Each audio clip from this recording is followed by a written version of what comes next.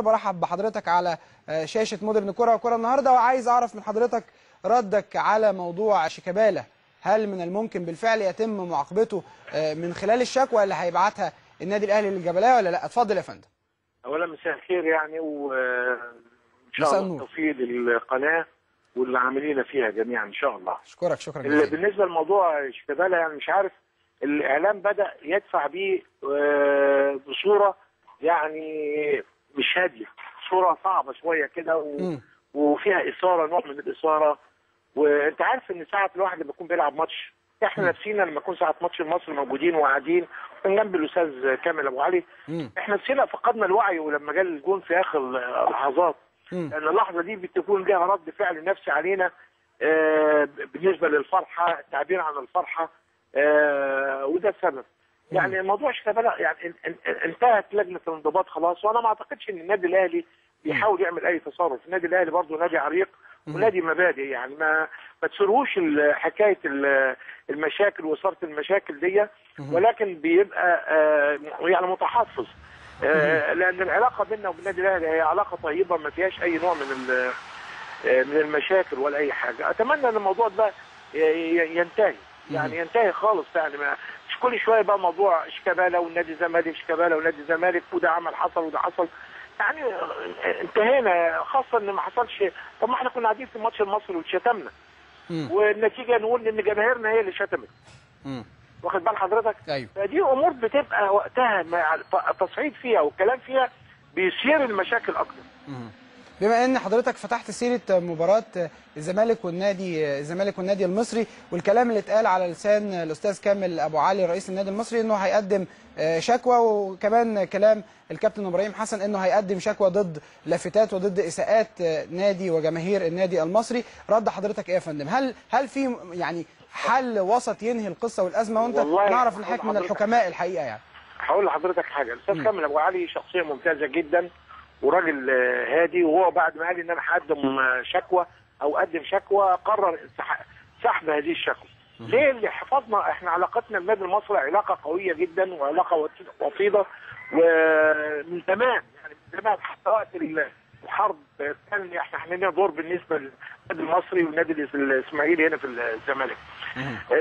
في ماتش المصري يعني كان في بعض الجماهير مشدوده، وبعدين هناك برضو راح معلقين لافتات يعني على حكايه جمع التبرعات والحاجات دي كلها بعيده كل البعد عن الماتش. لم اعلق عليها ولم اقول ان انا اقدم شكوى ضد النادي المصري ولا اي حاجه، لان برضو لازم احافظ على علاقتي بالنادي المصري.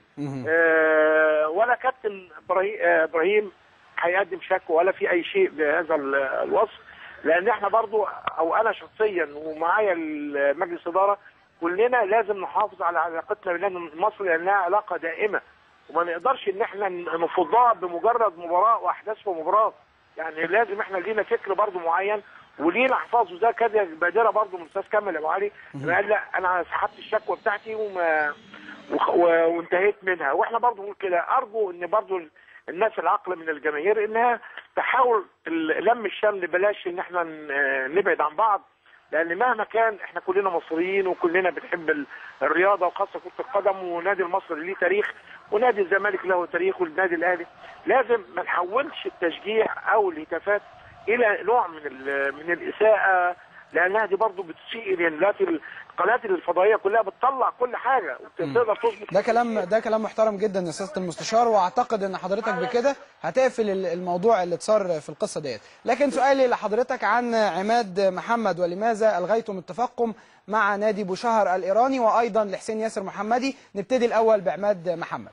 عماد محمد كنا اتفقنا على اساس ان هم عايزين يقيروا اللاعب لمده 6 اشهر، بمبلغ 300,000، احنا قلنا 350,000. كويس. وافقوا على هذا الموضوع. كويس. بعت لهم خطاب عن طريق التليفون ان هم يبداوا لو كانوا يعني خلاص بعد ما اتفقنا على المبالغ وكل حاجه نبعتوا بقى المبلغ قبل ما ابعت اقول الموافقه الاخيره اللي هي بناء عليها ممكن يعرض لمده 6 اشهر.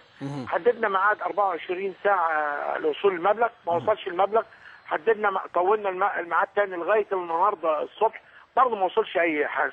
فبعتنا خطاب اننا نعتذر عن الاتفاق الذي تم بيننا وبينكم، واخترنا الاتحاد الايراني واخترنا الاتحاد العراقي واخترنا الاتحاد المصري على اساس ان هو يخاطب الفيفا. طيب كويس. هذا ما حدث بالنسبه لعماد محمد. كويس. بالنسبه لحسين ياسر محمدي كان قيل ان هتتم اعارته في الفتره ديت لمنتخب بلاده مقابل $100,000. ليه الغيتوا اتفاقكم؟ ده حصل فعلا برضه، ولكن نفس الموضوع بعد ما وعدوا ان هم هيبعتوا المبلغ على اساس نبعت الموافقه وكل الحاجات ونتنازل الشكاوى المقدمه، برضه ما جاش المبلغ اللي هم اتفقنا عليه، فبرضه بعتنا باعتبار ان الوضع كان لم يكن، واحنا ماشيين في مجال الشكوى بتاعتنا، وابلغنا الاتحاد القطري وابلغنا الاتحاد المصري والفيفا. ده على اساس ان هو خرج غير انتظار موافقه، وان المباراه اللي اشترك فيها دي مباراه غير رسميه لا يحق له ان هو يلعب بيها دون موافقه النادي اللي هو منضم اليه. انا طالب من حضرتك انك توضح لي نقطه. هل الامر بالنسبه لحسين ياسر محمدي اعاره ولا دي معاقبه وبيدفع ثمنها $100,000؟ تفرق قوي يا فندم. لا هي كانت اعاره لمده 12 يوم $100,000 اعاره. والمندوب قطر جه واستقبلناه عندنا احنا هنا، وراجل فاضل واتفقنا وخلاص ما فيش اي حاجه، لكن ما تنفذش اي شيء. طيب بالنسبه يا فندم لمحمود فتح الله، وقيل ان لما ما وصلتش فلوس حسين ياسر محمدي وكمان فلوس عماد محمد الامور توقفت شويه وفتح الله هيتاجل شويه موضوع تجديده للتعاقد. الكلام ده صحيح ولا لا؟ لا كلامك يعني هو كلام ليه نوع من الصحه شويه، مش عشان خاطر فلوس ياسر محمدي او فلوس عماد، ولكن احنا ظروفنا الماليه احنا صعبه وانت اعلم بيها. احنا عايزين نجمع، لان محمود فتح الله لعيب كبير ولازم يعني ما نساعدش على عدم تواجده في نادي الزمالك، بل كلنا بنتكاتف ان هو يكون موجود ونعمل العقد الجديد، لكن يعني بنحاول ان احنا نجمع الفلوس لعل ربنا يوفقنا ان شاء الله ان ننتهي من هذا الموضوع ونجدد له باذن الله. عبد الله السعيد قيل ان في مفاوضات من نادي الزمالك معاه للانضمام للفريق في يناير، الكلام ده صحيح ولا لا؟ انضمام فريق الزمالك ولا انضم الفريق ايه؟ انضمام عبد الله السعيد نجم الدراويش نجم النادي الاسماعيلي للنادي الزمالك. شوف هقول لحضرتك حاجه، انا مدي الاختصاص للكابتن ابراهيم حسن في هذه الامور هو وحسام، ما عرضوش عليه اي حاجه علينا لغايه دلوقتي. طيب سؤالي لحضرتك عن المئويه والاستعداد للمئويه، ماذا فعلتم فيها؟ المئويه ماشيه باسلوب كويس جدا واسلوب علمي بيتولاها اثنين، الدكتور شريف فوزي والاستاذ ماهر عبد العزيز. اجتماعات مستمره وتشكيل اللجان مستمر، والخطه موجوده دلوقتي خلاص هنعلن عنها قريب، وهنمشي في كل اتجاهات اجتماعي ورياضي وحفلات كل حاجه. هنبدا الدوره في يناير كمان، هنعمل فيها دوره عربيه لكره السله.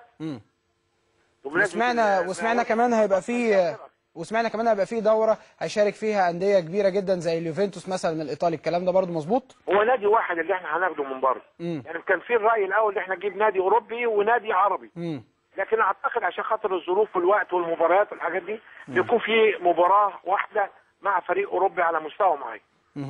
سياده المستشار جلال ابراهيم رئيس نادي الزمالك، بنشكر حضرتك شكرا جزيلا. دي كانت مكالمه مهمه جدا مع سياده المستشار.